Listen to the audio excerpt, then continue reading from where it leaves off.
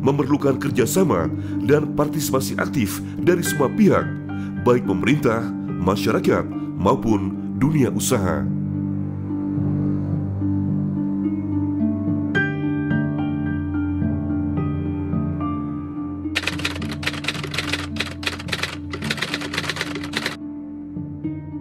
Kami selaku Komandan Satgas Tanggap Darurat Penanggulangan Bencana Erupsi Gunung Sinabung telah melakukan berbagai langkah dan upaya sesuai dengan tugas dan fungsi yang diberikan kepada kami. Yaitu yang pertama, ketika erupsi terjadi, zona merah telah kami kosongkan dengan berkoordinasi dari vulkanologi, kemudian diungsikan ke titik pengungsian. Jadi yang pertama tugas kami sekarang adalah menjaga zona merah agar steril dari penduduk yang masih berusaha untuk keluar masuk daerah tersebut.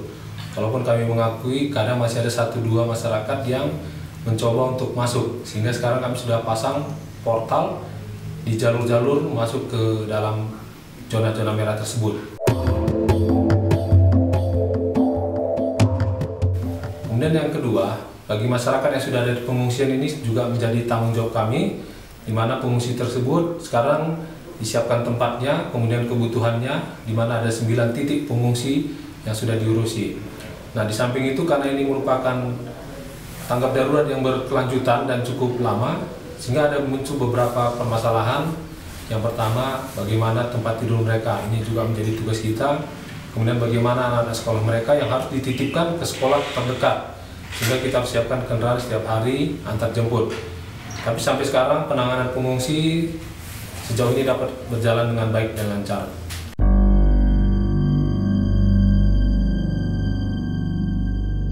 Kemudian juga tugas kami itu di mana aliran lahar dingin sering kita dengar sekarang ini juga menjadi tugas kami.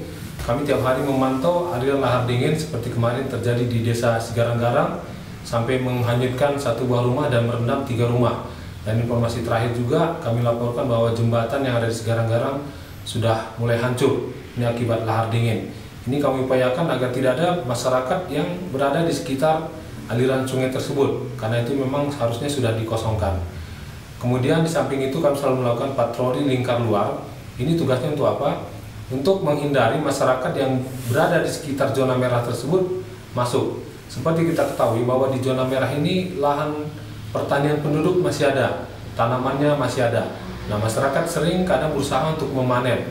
Seperti kejadian minggu yang lalu, bahwa masyarakat coba untuk memanen kopinya. Seperti kita ketahui perkembangan situasi Gunung Sinabung sampai dengan hari ini, bahwa hampir setiap hari, saya sampaikan hampir setiap hari, berarti dominan setiap hari ada erupsi awan panas.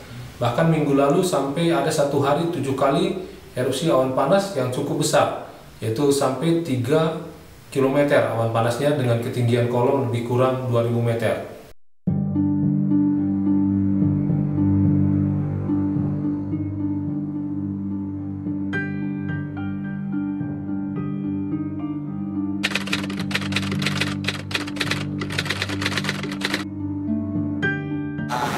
Pasca bencana kita berkoordinasi ke BMKG vulkanologi. Setelah dari itu kita berkoordinasi ke kantor SAR Medan.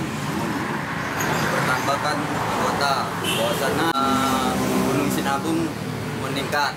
Apabila setelah dari itu meningkat, kita berkoordinasi dengan kantor SAR Medan.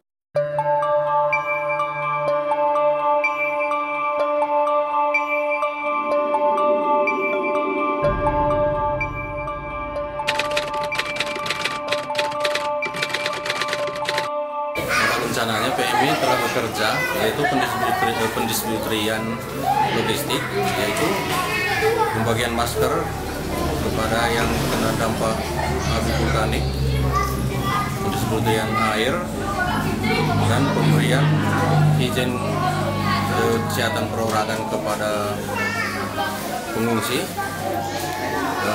izin kit, yaitu itu pun telah dibagikan ke posko-posko. Dan sampai sekarang PMI telah bekerja bersama relawan, yaitu membuat WC di tempat posko pengungsi, yaitu 2 prioritas, Desa Subakti dan GPKP Simpang 6.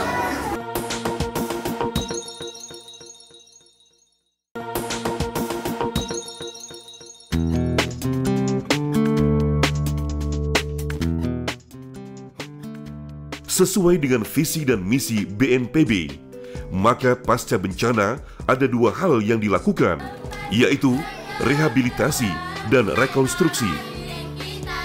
Rehabilitasi adalah perbaikan dan pemulihan semua aspek pelayanan publik atau kondisi kejiwaan masyarakat sampai tingkat yang memadai pada wilayah pasca bencana, dengan sasaran utama untuk normalisasi atau berjalannya secara wajar semua aspek pemerintahan dan kehidupan masyarakat pada wilayah pasca bencana.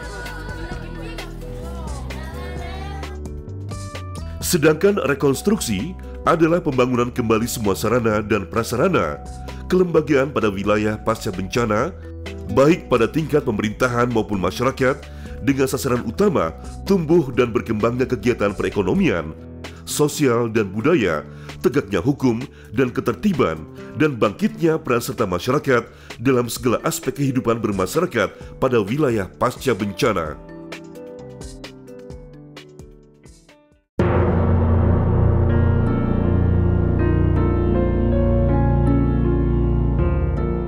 Letusan gunung berapi memberikan catatan sejarah tersendiri terhadap kebencanaan di Indonesia. Menghadapi ancaman letusan gunung api, Anda memiliki lebih banyak waktu karena aktivitas letusan mengalami proses yang dapat dideteksi oleh para ahli dan pihak berwenang. Masyarakat yang hidup di sekitar gunung api aktif mungkin akan melihat pergerakan binatang-binatang yang menjauh karena suhu yang memanas, getaran bumi, maupun bau sulfur.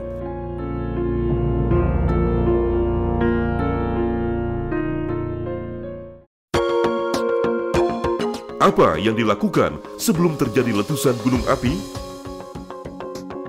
Memperhatikan arahan Pusat Vulkanologi dan Mitigasi Bencana Geologi atau PVMBG. Persiapkan masker dan kacamata pelindung untuk mengantisipasi debu vulkanik. Mengetahui jalur evakuasi dan shelter yang telah disiapkan oleh pihak berwenang.